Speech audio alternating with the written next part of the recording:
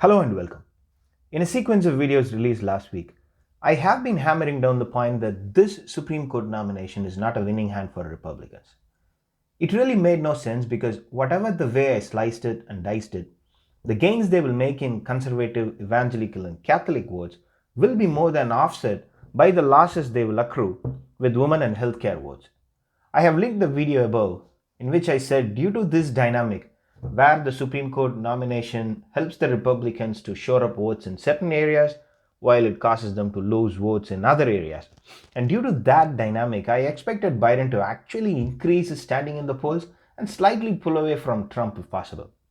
I was expecting Biden to stay closer to the 50% mark or even go past it.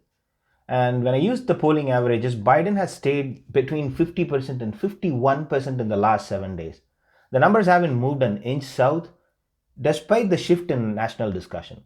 If Mitch McConnell was expecting Biden's numbers to come down by a point or two, he will be extremely disappointed now because it has already been a week since they waded into the Supreme Court controversy.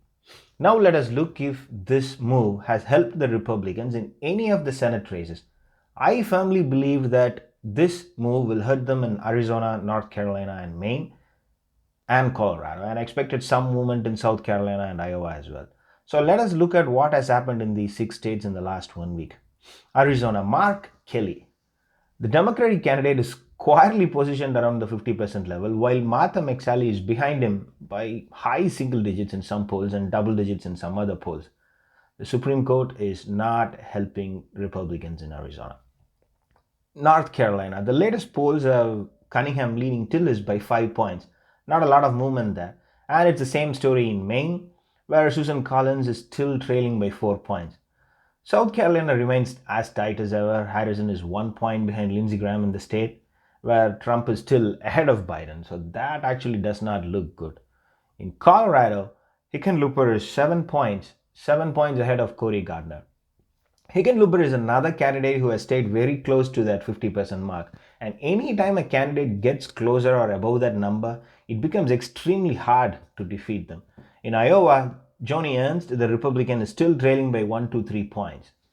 So it isn't helping Mitch, it isn't helping. It hasn't hurt since all your candidates are not sinking, but the Democratic candidates have nicely solidified their lead in Arizona, North Carolina, Maine, Iowa, and Colorado. That's 5 red states you are behind and 1 you're tied. If you want to be the majority leader, you can only lose 2 of them. So what are you going to do? 6 red seats in play and Dems are loaded with cash? Are you seeing the numbers I'm seeing in Mississippi? The Dems are almost there right next to your candidate. And oh my God, tell your Texas candidate to be a bit careful. He's just 2 points, just 2 points ahead. He's supposed to be 10, 20 points ahead, not 2. And there are a ton of undecideds in Texas. So where do you think they're going to move? If Democrats start hammering the fate of healthcare, anything can happen in Texas. If Beto was contesting for this Senate seat, this race would have been already over. So the verdict is out again. Republicans are behind in 5 of their seats. Dems are behind in 1 of their seats. While another 5 Republican seats are also in play. Mitch McConnell's reign in the Senate is getting closer and closer to the end. And one of the main reasons why I kept saying over and over again that this does not make any sense for Republicans to take the Supreme Court route is because of what happened during the 2018 midterms. They had a vacant Supreme Court seat during that time. They filled it with Kavanaugh and thought it will help them. But unlike in earlier years when the Supreme Court issue is mainly about abortion that moved chunks of conservative voters, things have changed a lot after the Affordable Care Act was passed. There are millions and millions of people who are benefited by it, and the mere mention of losing insurance protection due to a ruling by the Supreme Court makes them vote in the opposite direction. The gains that Republicans used to make due to the Supreme Court are no more gains. They have now become big, wide losses, and it was clearly evident during the 2018 midterms.